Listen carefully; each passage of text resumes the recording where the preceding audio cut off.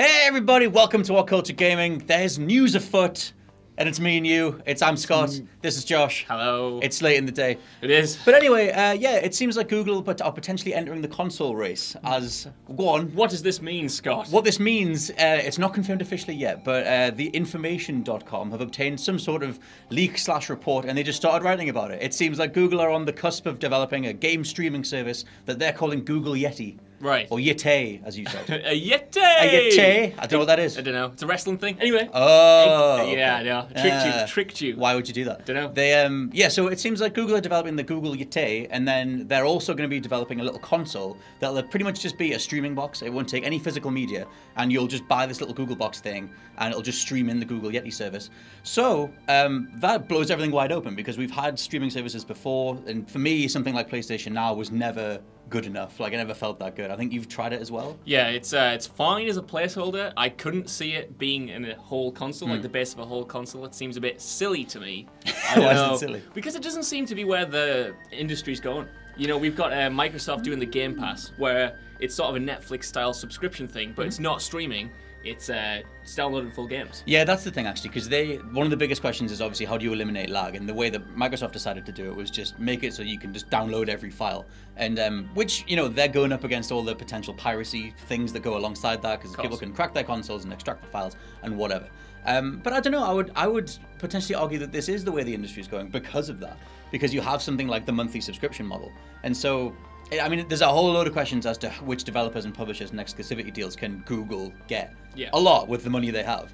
But they're going to have to hostile grab a lot of them if they want to try and make the service look good. To me, this sort of seems a bit like Microsoft's Xbox, the original version of the Xbox One, where it was going to be focused on digital sales and stuff. And that was a fine idea, not DRM. But the idea of like a digital future is something that's probably going to happen. Whereas I think a streamable future, that'll probably happen. But is it too early to implement that now? Because we've seen PlayStation Now and we've seen that fail. And obviously Google are reliable at making really good internet services. So they have a better chance at Sony, who aren't, you know, well versed in it. But I don't know, is it too early? Yeah. It's weird, right? Because the general like idea of the whole Netflix for games thing, like if you think about how you consume movies on Netflix, it's very easy to jump between multiple games. I wonder whether it's the thing with the Xbox Pass. If they were like, here's 30 games you can play, and it's that thing of like, well, I'll try a little bit of this and a little bit of that, and a little bit of whatever. For me, it does come down to those games. Like, what can they hang on their system and go, you have to play this here? And what games benefit a potentially laggy service? Like, slow stuff like RPGs or whatever is much better than... Because the reason I stopped playing PlayStation Now was because I tried to play Ninja Gaiden, and I just couldn't play it. I was like trying to dodge, and he wasn't dodging, and I was like, oh. Some games are really terrible on that service. Yeah, and it's just like, and that's another thing, is like, you know, the problem that the Ouya had was the controller they had alongside it just wasn't up to scratch. Like, you know, Google haven't made, as far as I know, they haven't made any controllers before, and they're going to have something that goes up against the DualShock 4, the Xbox One, the Switch Pro controller, or whatever. And it's like, you know, we've seen these systems try and fail before, and I don't know, I mean, I'm interested to see how the media kind of goes with this. Like, I mean, we are the media, but like, in terms of like the wider sort of discourse becomes on this, because we've had these discussions before, like the Steam box. It was like, oh my God, it's going to come and it's going to destroy the PS4. No, it isn't. And then like the Ouya, it was like, that's going to be the thing that's going to open up the indie circuit and whatever. No, it isn't.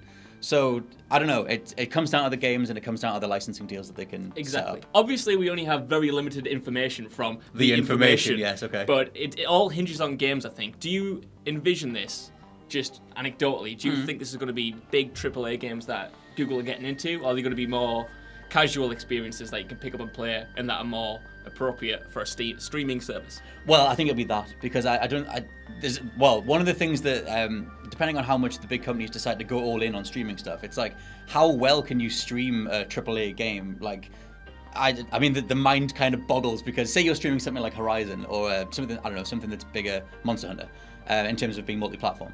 Like, the way that these things work is you have like some other hub miles away from where you are, assumedly, and you're just sending inputs across the internet, and it beams the footage back to you. You're not actually playing the game one-to-one, you're playing the footage of the game that is beamed back to you. But if millions of people are doing that at once, then I don't have a hope in hell that that thing will actually work. I mean, again, go back to PlayStation Now. My first experience of that was playing Sly Cooper, Nice. a PlayStation Cuba? 2 game, Cuba, Uh-huh. which ran really well. I was like, fine, this is great, I'm all in. I jumped into the Force Unleashed, Right. and that tanked. That opening with Darth Vader, he was sort of Well, that's the thing, right? scrambling Because through. so many like bigger games have all these like physics manipulation stuff. There are different like engines going on, like something like GTA 5 or anything that's like physics heavy. That's a lot of computational power, and I don't see that generating all those physics models for all the users all at once. Yeah. I don't buy that that'll work. So yeah, I think it'll be something that's more family friendly and something that's like drop in, drop out. I mean, another one of the little notes for this is that it's going to run on Chromecast, because once they've got the service up and running, you can just download it wherever you want. Ostensibly, it'll be like a Netflix or a Kindle or whatever, and it'll just be, here's this body of games and you access it wherever you want. But yeah, the bigger the games, the harder they are to stream. Hence why it hasn't become a thing already. So I don't know. I'm interested. Google have more clout than Valve or whoever was behind the Ouya. You know, those guys. And so I'm interested to see what Google can bring to the table in terms of, you can make anything happen with enough money. Definitely. It'll probably fail after the fact, but you can at least get it off the ground.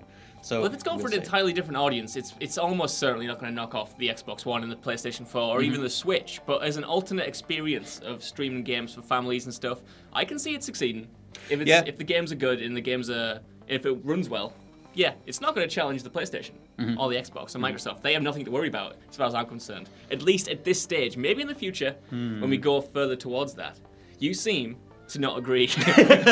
No, I do. I don't. Yeah, I don't think the PS4 and Xbox One has anything to worry about. But I don't know. It's weird. You look at the position that Microsoft are in with the Xbox right now, and they're not up there with Sony and Nintendo right now. So True. I don't know. If you sort of give the average consumer like an easily accessible alternative, and it's like you just pay a monthly fee and you get all these games and they just work. If they nail the streaming tech, then they have a fighting chance. I just don't think that they can. But we'll see. You guys can let us know what you think in the comments down below. Do Google have a chance at dominating or doing anything with their new system? I've been Scott from WhatCulture.com. I've been Josh from WhatCulture.com. And we'll catch you soon. Did a thing. Oh, God! Boing!